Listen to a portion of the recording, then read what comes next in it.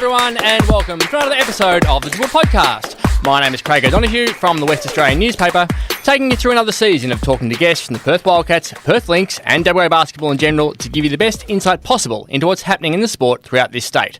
Now, this podcast goes live every Wednesday, and that means it is International Women's Day. So in this episode, we'll be speaking to two of the key women in basketball across both the WNBL and NBL final series, and who are both from WA. We'll start with Perth Lynx captain and WNBA superstar Sami Whitcomb, and then head to Sydney to speak to Kings assistant coach and former Coburn Cougar Fleur McIntyre. But first, Perth Lynx are in Townsville ahead of Thursday's opening game of the semi-final series, and we are lucky to have this superstar on the line. Moving on the left and then shoots on the right. Whitcomb wants to get a basket back and does. Oh, what a finish from Sami Whitcomb, showing off all her skills, the footwork, the finish. She has it all. Yeah, she does have it all. Sami Whitcomb, welcome to the Dribble Podcast. Hi, thanks for having me. Big week. It takes a lot of effort to get to the finals in any season. It takes a lot more effort when you start 2 and 5. So it's been a remarkable charging towards this position on the ladder now. What's the feeling like within the group? Yeah, I mean, I think we're really proud to have finished top 4. I know there's been a lot of talk about, this kind of the start that we had, but, we were a relatively new group together. We had some younger, inexperienced in terms of the WNBL players brought into the mix. So I think it was natural that it might have taken us a little bit of time to really just gel and figure out our roles together. But I thought, we did that kind of at the right time. We had a nice little run of, 7-game win streak, and we've had some really great contributions, I think, across the board throughout the season. So it's nice to be rewarded with a final spot and an opportunity to play for a championship. So you're obviously a highly experienced campaigner, just 2 WNBA titles and 2 WNBL grand finals and 2 World Cup medals.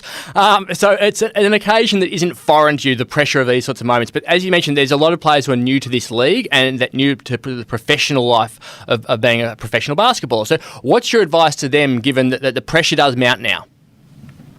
Yeah, I mean, honestly, I think they've really handled it well throughout the course of the season. Anytime, we've had moments where our backs have really been against the wall and we've had to really rise to the occasion and step up. And I think the girls have really done well in those moments. But yeah, I think now it's really just about capitalizing. Like, we don't have a lot of opportunities now to, learn from mistakes and, those kinds of things. So it's about being in the moment, I think being really present, really locking into whatever the schemes are, whatever we're trying to execute, but also kind of having that short-term memory. We don't have time to, if things aren't going our way in a game, to sulk and to pout. Like, we've got to just figure out our way through it within a game and obviously within the series. So I think just learning from those types of things and hopefully my experience with that can be instrumental in just getting the group to really be at our best. So has your finals approach changed over time when you look back to that 2015-16 grand final to now, having been through so many different series?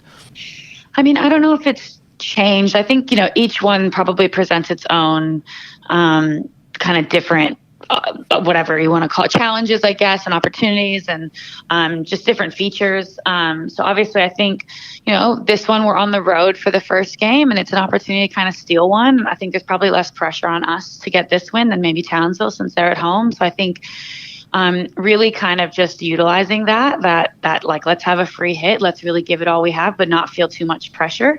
I think that can be a really great way to go into a game. But yeah, I think more than anything, it's just going to be about us focusing on us really and trying to get the best out of each other and really find a way to show up right at the tip, because we have had issues with that throughout the course of this year, kind of taking a whole quarter to sort of figure it out. So I think, there's differences from this one, from my first one to the second one to really any other experience I've had. So I think it's just trying to make sure that we're doing whatever we need to do to be at our best. It's funny you mentioned moment by moment, and whilst the moment of last year's grand final series was the free throw that didn't land, it didn't send the game to overtime, in Ryan Petrick's mind after that game, the moment was Lindsay Allen just getting through for uncontested 3 at half time. And when Jacinta Munro nailed the 3-pointer for Adelaide on Thursday night, I thought Ryan's going to be showing that and going, we're not going to have another Lindsay Allen moment. Has that come up? And little moments like that, are they the things which can turn final series, just play it to the absolute second? No, they definitely matter. All of those types of one percenters and 50-50s and just whatever you want to call them, their momentum, the swingers, they just make teams feel good and play good. And so I think for us, we really want to limit those for them, Townsville is a team that is about, they get up and about for each other. They have a lot of those kinds of moments and players who can, Hawkins has hit like 2 or 3 game winners, I think, this season. So they've got players that can really change the course of how a game goes and how a series goes. So absolutely, we want to limit those types of plays. And additionally, or conversely, we want to try and create as many of those, I think, for ourselves, to really just get ourselves feeling good. Because I think we're a really dangerous team when things are going well for us, but we've got to be the catalyst for that.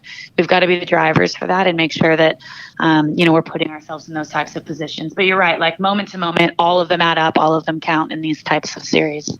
So you guys can shoot the lights out. We know that. And if you get on a run, then there aren't too many teams that are going to be able to beat you. They've won, I think it's 11 in a row now. Is it 12 in a row? Some stupid number. It's 12. So you've experienced a 14-game run in the WNBL before, and there was pressure to continue that. But if you guys can get on that sort of a run of just nailing your three-pointers and just shooting big, do you reckon that would play in the back of their minds? Oh my God, everything we've done doesn't count for anything now that we're in this game, and it's almost sudden death in a way because it's best of 3. Yeah, I mean, I'm sure that's something that they'll be addressing in their locker room. I'm sure they're going to be saying, the 12 in a row doesn't really matter anymore. It's finals. It's a new season. Everyone knows that. Everyone knows you come into finals, and it always feels just like it's a fresh start, right? Everyone's kind of even now. We're all equal. So I think they'll be talking about that, I'm sure, and not really hanging too much on the fact that they've done that. But it is a remarkable thing, and obviously they'd be feeling very confident coming off of those 12 in a row. So I think for us, it's mostly about, trying to be really disruptive, trying to make sure early on they don't feel as confident as I'm sure they're feeling right now, and figuring out ways to obviously get going. But I think defense, no doubt, will be the key for us. They've scored and had a bit too much, I think, freedom offensively when they've played us. And I think that no doubt will play a role in this game. Who can get stops. They're a really great defensive team or a great offensive team, but we need to be able to play really good defense too. How are you all staying mentally fresh and physically fresh, given you've gone to Adelaide to Canberra to Melbourne and now you're in Townsville and you've played on every second day or been moving around trying to settle yourselves in? It's a really tough schedule coming into a finals game. What are you doing to help avoid feeling fatigued by the time the game even gets there?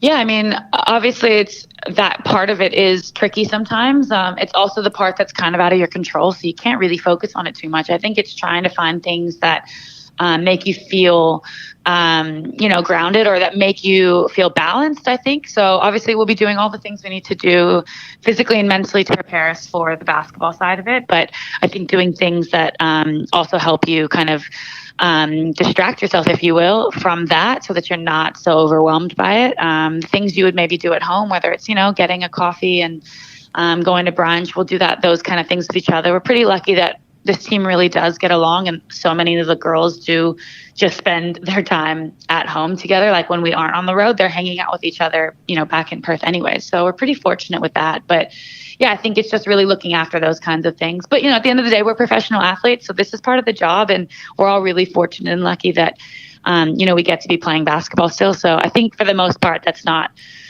too much of an issue. It's more, obviously the travel, I think, is the part that that can be most impactful. That's why we, wanted to get here as early as we did. And you've got a few people who have actual jobs as well, which they have to worry about. You're the unique one. You're a mum. Has Nash come with you on this trip? Yeah, I know you're right. The people that do have jobs, which, we do have players on our team that have that and have other commitments. You're right. Those are the things that it is way more difficult for those players to make that, especially when you find out so last minute who you're playing, when you're traveling, when you're going, when you're coming back. It's definitely not easy. So I commend them for making that work. And that can be the stressful part. So I think just really trying to, again, just work through that, not let it get to you too much because it's outside of our hands sometimes. But making sure, that we're doing everything as a team to really provide support for those players. It's really difficult being away from Nash for sure. He came when we played Melbourne last year. I brought him along for game 1 there or whatever it was. So that was really fun. Townsville's just a little bit further of travel, and it's just a little bit trickier because I had someone in Melbourne who could help me. I don't have anyone in Townsville who could help, so he's at home for the moment. But yeah, this will be we left Wednesday last week or something. So we're going up on a week. It'll be over a week that we've been away. And, there's no denying that that's not ideal for any mom, any parent being away from their child. But it is just something that unfortunately you have to kind of play through sometimes.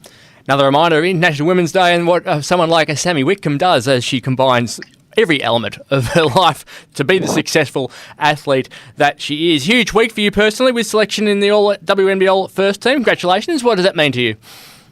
Yeah, I mean, honestly, it was surprising the level of talent again this year, not just amongst the imports, but amongst, the locals, the Australians, has been pretty incredible. I think you've seen obviously a lot of familiar faces, some of the same faces that you're used to seeing, but there's been a lot of, new faces too that have really had standout seasons. Some young and some, who have just been slowly working to get better every year and have kind of broken out. So it's been a really great year in terms of individual success and achievements. So to be acknowledged amongst them is, an honor, really. It's really nice, particularly, I know a lot of people like to talk about women once they're over a certain age, kind of being on the decline. So it's really rewarding for me at 34 to be named with those women. It does feel like the age of players is people are able to play to a far older time now. In all sports, it feels. Noticing that it's your thoughts on when you might have been forced to retire are now being pushed back to late 30s rather than early to mid 30s like a lot of athletes had in the past? Well, it's just really great that we've got players like Sue Bird and Diana Taurasi and some of these real legends. I'm only speaking, obviously, in terms of basketball, but you have it across every sport that have really changed the narrative of how long you can play and how long you can play at a really high level. Obviously, it takes a lot of commitment. It takes a lot of sacrifice. You have to really look after yourselves and put your body first, your well-being first. But we've got so many women now that are doing that. And then you have so many women that are showing us that you don't have to stop playing just to start a family either. You can come back from that. You can do it really early in your career. You can do it in the middle. You can do it towards the end. There's so many women that are really trailblazing for us in terms of those types of things. So it's not surprising to me that we are seeing more women do that. Even within our league, you see someone like Kelly Wilson. I think it's really incredible what she's continued to do at a really high level. And it just, it's a reminder for me, but it's also just inspiring to me to see that we can do this. You just have to decide if you want to. And then obviously it takes so much from our friends and family in our villages to help support us. But yeah, just with the resources these days, in terms of looking after our bodies and stuff, there really isn't, I don't think there's a timeline you can put on anybody. I think anybody can do whatever they want. They just have to decide if that is what they want. Kayla George, another example, MVP was announced. She was a guest on here earlier on in the season with talking about Pearl and what an amazing story that is. And Leilani Mitchell's come back as a mum also in recent weeks as well. So it is quite amazing how many players are combining so many things off the court with what's going on the court. There was another big announcement for you a few weeks back, heading back to Seattle. How much of that was family-based and how much of that was basketball-based? Honestly, it's probably not quite as evenly split as maybe it would have been before. I think my considerations now are definitely still, heavy on the basketball, but I'd be lying if the family side of it didn't outweigh the basketball these days. That stuff really is important. To me, though, it's such a contributing factor to the basketball side. If the family side doesn't feel like it's going to be supported, doesn't feel like it's going to be a really good fit, I don't think that the basketball would really benefit as much. So for me, having a really good setup somewhere in a city with an organization that I think is going to really look after me, look after Kate and Nash. That just means I'll be able to feel really good and comfortable about the basketball side of it, about, going and spending all this time away from them to work on my game and to be with the team and to be a pro. I won't be kind of sitting there thinking, I've got to rush home to get to them because they've got nothing. So it's really just fortuitous, I guess, that the Seattle one really did have the perfect kind of balance for both. It really offered such a really great opportunity basketball-wise to go back to there, and it's also really kind of just been the best fit in terms of the family and the off-court kind of environment and living situation. Yeah, I've never been to Seattle. I've been to New York, and I wouldn't imagine that having a young and running around New York would be all that easier. There'd be a lot more space in Seattle, and it's a lot closer to your family in California as well, isn't it?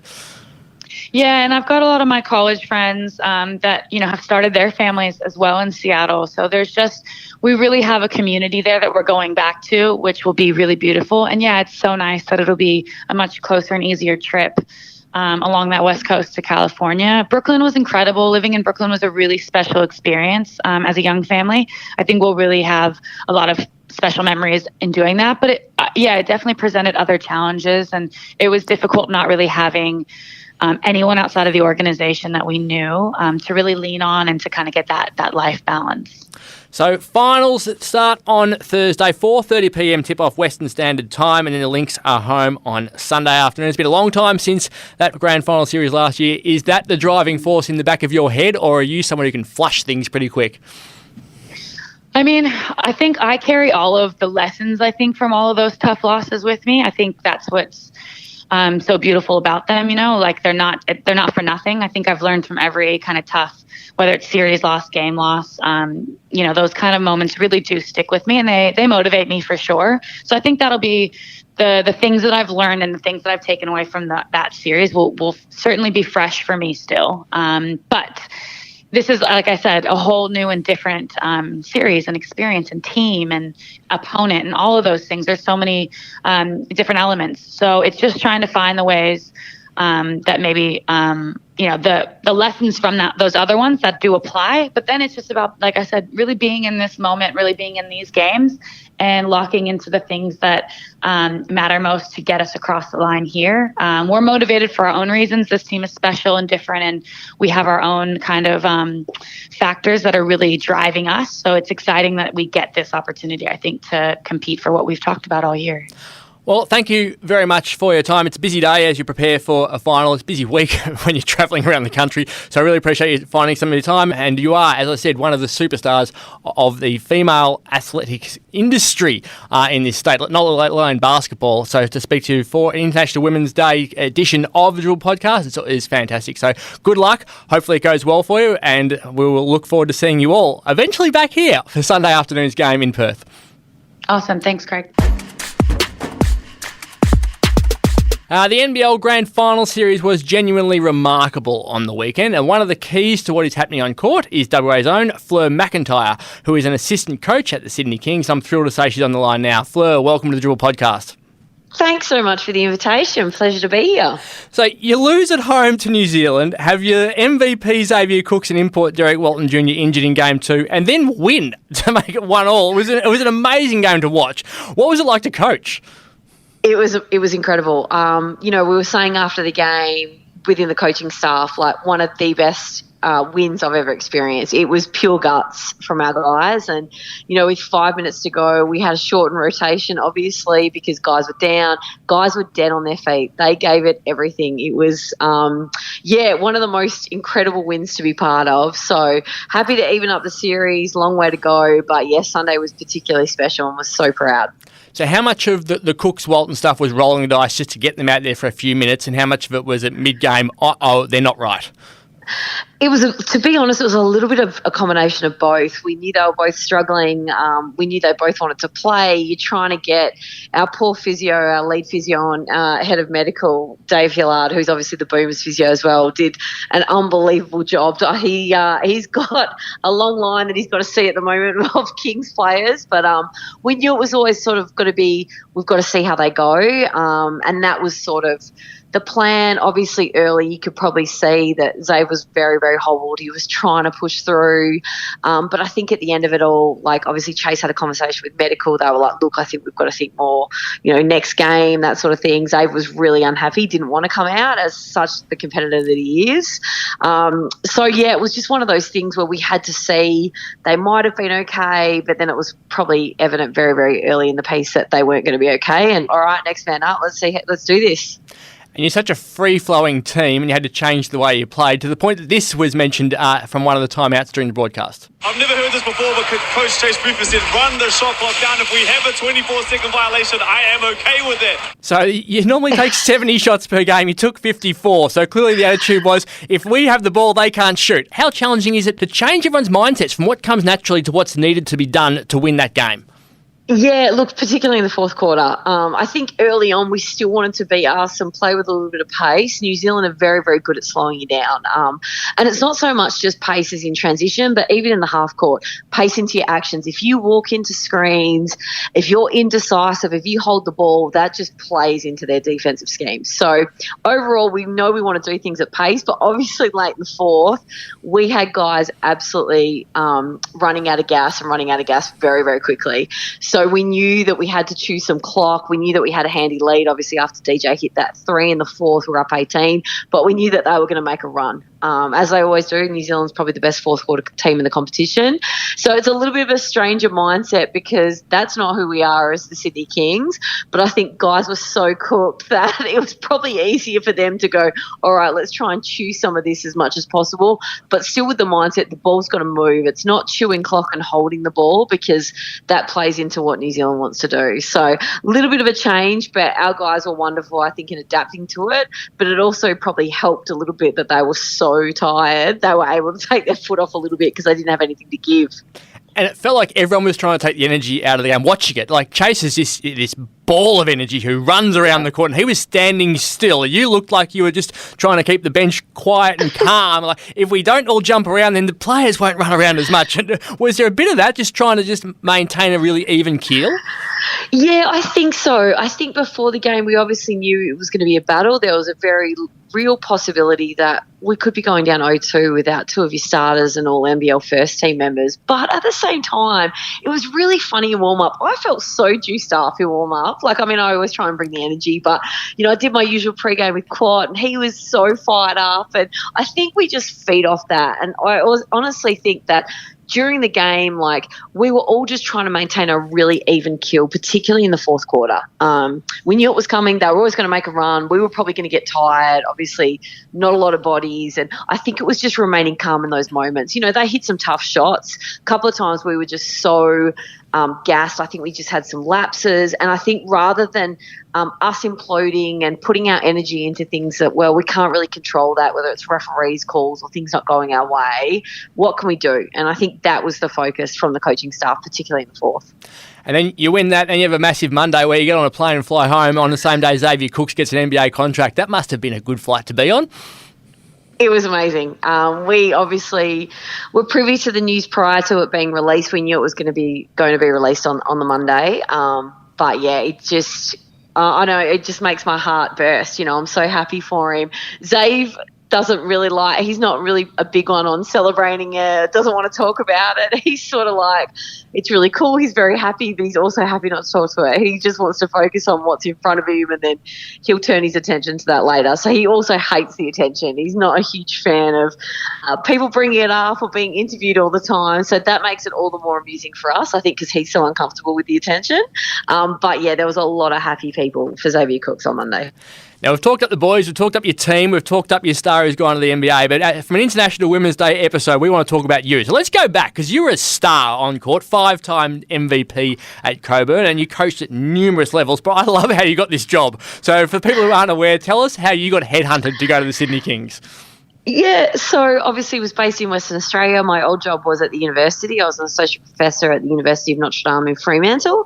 And I'd moved from there, and I was sort of searching for, I'd been there for 15 years. It was absolutely one of the best jobs ever. But I was searching for something different, didn't really know what I was going to do, and was kind of figuring it out 6 months later, and then had a phone call or missed call, voicemail from Luc Longley asking me to give him a call. And I thought, well, that's strange. I haven't spoken to Luc in a fair few years, to be honest.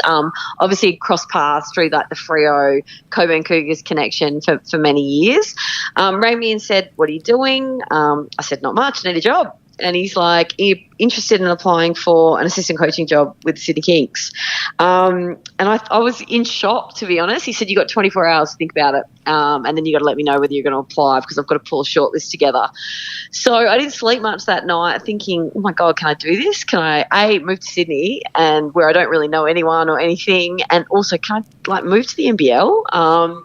And there you have it. I went through the process, was offered the job by Chris Pongrass, and ended up moving to Sydney close to 18 months ago now, and being part of the Sydney Kings.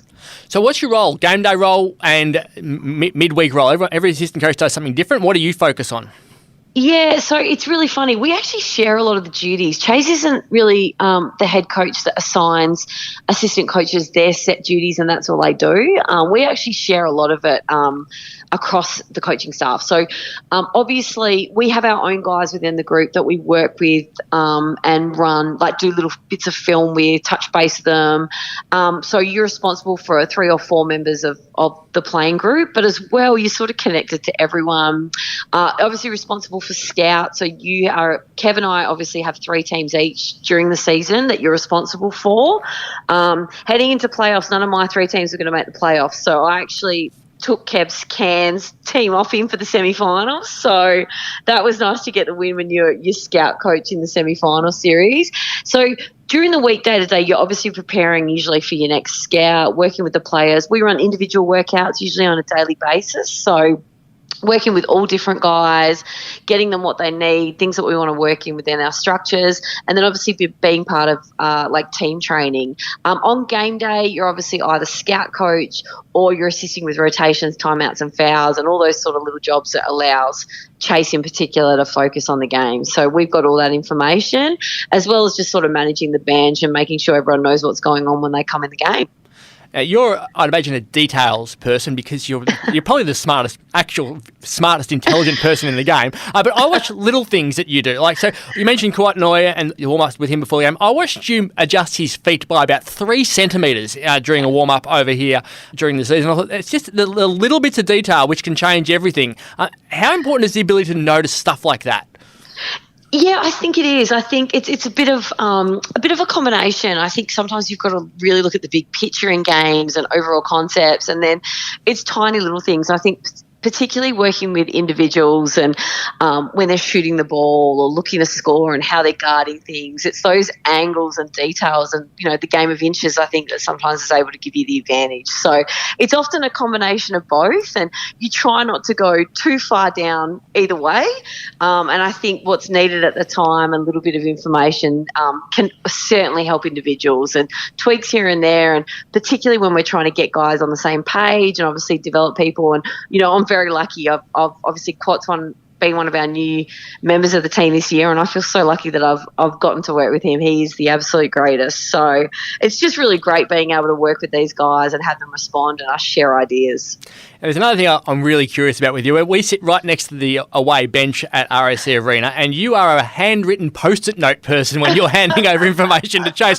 And they've been different colours all the time. I'm never sure whether it's just a different coloured notepad you brought that week or whether the different colours mean different things. But they're so tiny, these notes you're giving him, and I don't see other coaches handing over information in that way. Is that a you thing or is that a him thing? No, that's a Chase thing. That's probably the number one question I think I get asked during the season. What is going on with those post-it notes? And I think it's just a form of communication. It's usually about rotations in terms of our substitutions. The colours have nothing to do with it. I choose what colour I feel like that particular day.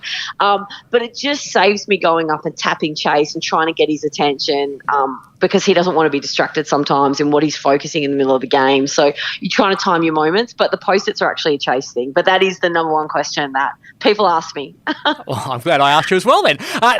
Chase was full of praise for you on NBL Unrivaled, the documentary. Let's listen to this clip, and I'm really curious about your reaction. I told her she wants to be. She's absolutely in line to be the first woman head coach. I'm trying to push her to explore opportunities in the NBA and things like that because I think she could add a lot of value in a lot of different ways for a lot of clubs. So potential NBA, potential first NBL female head coach. What are your thoughts on those sorts of bits of praise? Yeah, I mean, he's absolutely lovely, and we had a meeting earlier in the year and he said very similar stuff to me before he actually said it on the NBL doco. So it's always a little disarming, I think, but lovely to hear someone speak about you like that. He said to me the NBA thing before, and that just seems so far away, and I laugh all the time because I'm like, I can barely get through a 28-game NBL season. How am I going to get through 82 games in the NBA?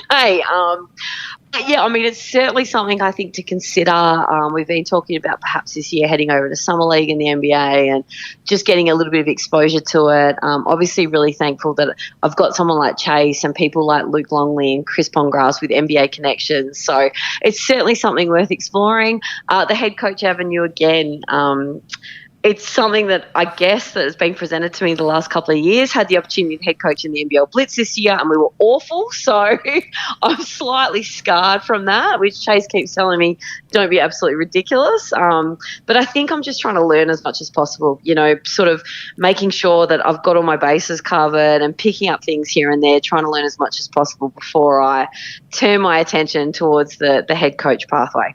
So have you got something locked away for Summer League, or are you just working the contacts at the moment? Yeah, not something locked away at the moment. It's a bit of a pie in the sky at the moment, and perhaps go over. I'm not really sure at the moment. I'm actually out of contract with the Kings at the end of this season, so obviously I've got a few things on the horizon, obviously talking to them and working out what my future holds and where I go from here.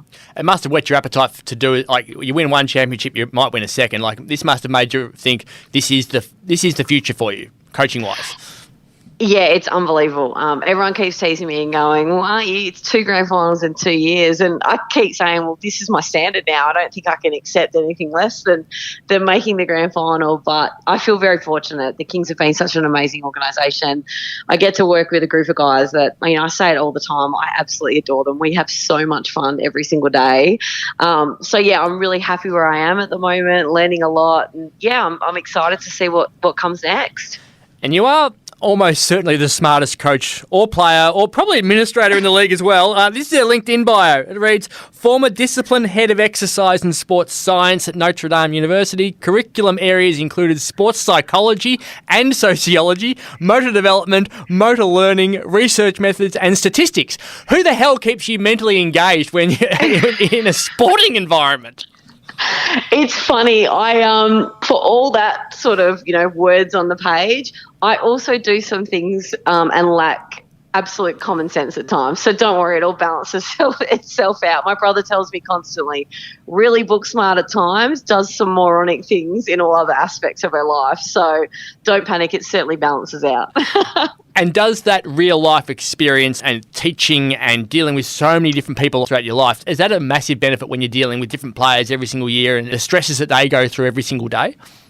Absolutely. I actually think it's my advantage that, we've got such a great balance in people in our organisation that all they've known is professional sport. That hasn't been my world. I've had the opportunity to coach kids and adults across all different ages, work at university, lead people, staff at university and work with dynamic students and across a range of issues. And I think those life experiences and dealing with different things every single day has helped me in really good stead coming into professional sport and particularly working in male sport. So I wouldn't trade those experiences for the world because I think that's made me who I am, and who I am I think has been really beneficial in connecting with these guys and hopefully helping the Sydney Kings.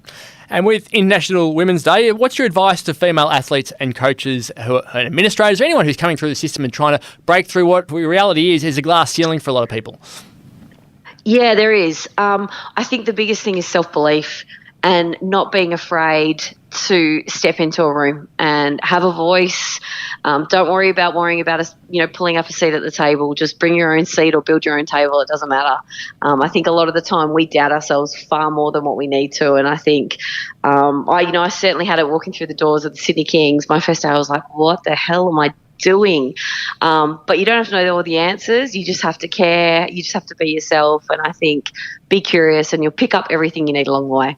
On the subject of successful WA female basketball, is our own Tully Bevilacqua, who's in the Basketball WA Hall of Fame, has just been appointed to the WNBA as an assistant coach at the Phoenix Mercury, which is brilliant for her. She's been living in the US what must feel like forever after a championship-winning career in Seattle and multiple medals for the Opals. So it's great for her, isn't it? I'm not sure if you would have much of have ever had a relationship with Tully at all. Do you know her at all? Did she cross paths? Yeah, I do know Tully. I do haven't seen her for many years, but I know Tully obviously from both being in WA at the same time and playing basketball around the same time, and obviously followed her career really closely. And certainly her coaching journey is just taking off. And I saw the release and the statement the other day, and that's wonderful news that she's moving into WNBA coaching. I think she'll be such an asset for that organisation. Well, thank you so much for your time. You're a brilliant story, and as much as there is a rivalry between Sydney and Perth, it's talked up a lot. It was even talked up for this grand final series, and the Wildcats aren't even involved. I reckon there's enough WA people in that organisation to have a hell of a lot of people supporting you in this part of the country. So good luck for the rest of the series. Thank you so much. I really appreciate it. Well, that's it for this week's episode of the Dribble Podcast. Thank you to Sami Whitcomb and Fleur McIntyre for their time. Remember, you can read all of your basketball news in the West Australian newspaper and keep logging on to thewest.com.au. It is International Women's Day, and thanks to the magnificent Kate Ryan for her production work as always. I am lucky to have one of the most talented females in this building helping with this show. We'll be back next week with another episode of the Dribble Podcast.